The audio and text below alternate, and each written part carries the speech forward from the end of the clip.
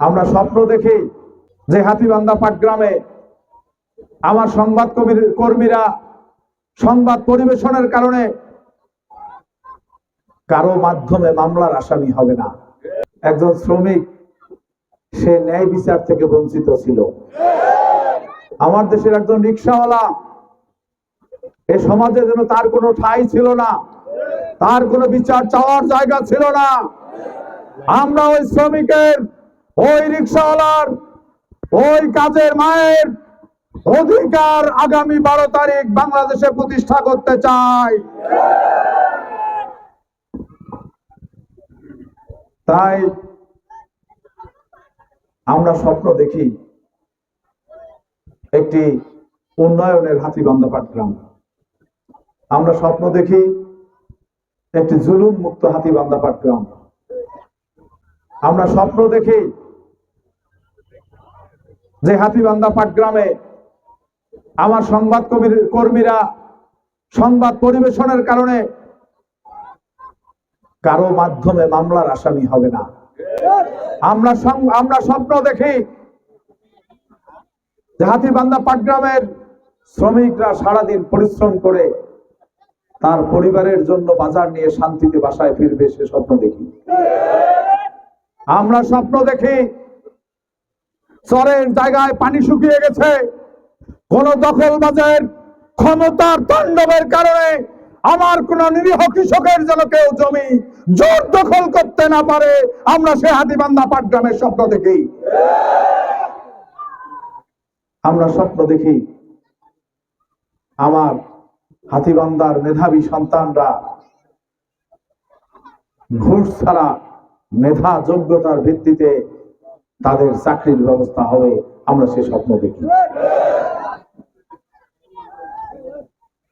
আমরা শুধু প্রতিশ্রুতির ভুলই আপনাদেরকে দিচ্ছি না, আলহামদুলিল্লাহ আমরা প্রমাণ করতে সক্ষম হয়েছি।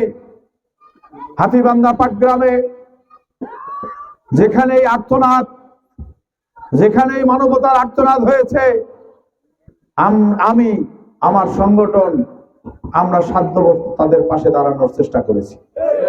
আপনারা খোঁজ নিয়ে দেখে আসবেন যে মায়ের বাড়িতে পানি পড়তো, ঘর ছিল না, আমরা চেষ্টা করেছি তাকে ঘর দেওয়ার জন্য। হসপিটালে কাতরাচ্ছিল, চিকিৎসা পাচ্ছিল না, আমরা তার পাশে হাত বাড়িয়েছি তার চিকিৎসা দেওয়ার জন্য। মেধাবী ছাত্রীরা মেডিকেলে ভর্তি হতে পারে না, আমাদের কাছে আসছে, আমরা তাদের ভর্তির ব্যবস্থা নিশ্চিত করেছি।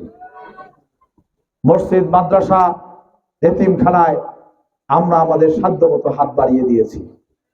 শীতকালীন, বন্যাকালীন যেখানেই মানবতার আর্তনাদ হয়েছে, আলহামদুলিল্লাহ সেখানে আপনাদের এই ভাইয়ের সংগঠন হাত বাড়িয়ে দিয়েছে সাধ্যমতো। আমরা নির্বাচনের আগে শুধু প্রতিশ্রুতি নয়, আমরা বাস্তবিতার রূপ দিতে চাই।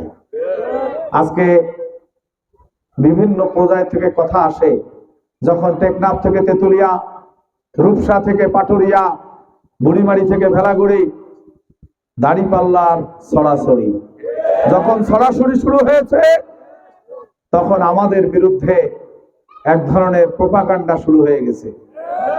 প্রোপাগান্ডা কি? যে জামাত ইসলামীর এরা তো রাষ্ট্র পরিচালনার অভিজ্ঞতা নাই, কাজেই এরা রাষ্ট্র চালাতে পারবে না।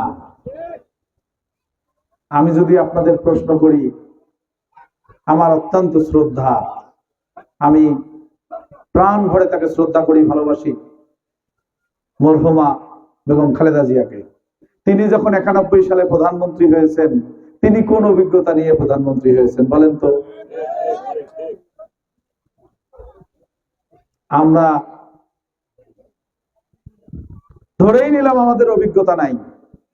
তো অভিজ্ঞতা না থেকে 2001 সালে যদি আমরা মন্ত্রণালয় চালিয়ে, যখন আপনাদের সরকার তিনবার দুর্নীতিতে চ্যাম্পিয়ন হয়েছিল, সেই আপনাদের সরকারের সময় আমরা যদি আমাদের 3টা মন্ত্রণালয়কে দুর্নীতি মুক্ত ঘোষণা করতে পারি, তাহলে এই অভিজ্ঞতা ছাড়াই যদি বাংলাদেশ আমরা পরিচালনা করতে পারি, তাহলে আগামীর বাংলাদেশ ইনশাআল্লাহ 3 মাসের মধ্যে পৃথিবীর মানচিত্রের মধ্যে আমরা একটি দুর্নীতিমুক্ত বাংলাদেশ হিসাবে মানচিত্রে জায়গা করে নিতে সক্ষম হব ইনশাআল্লাহ।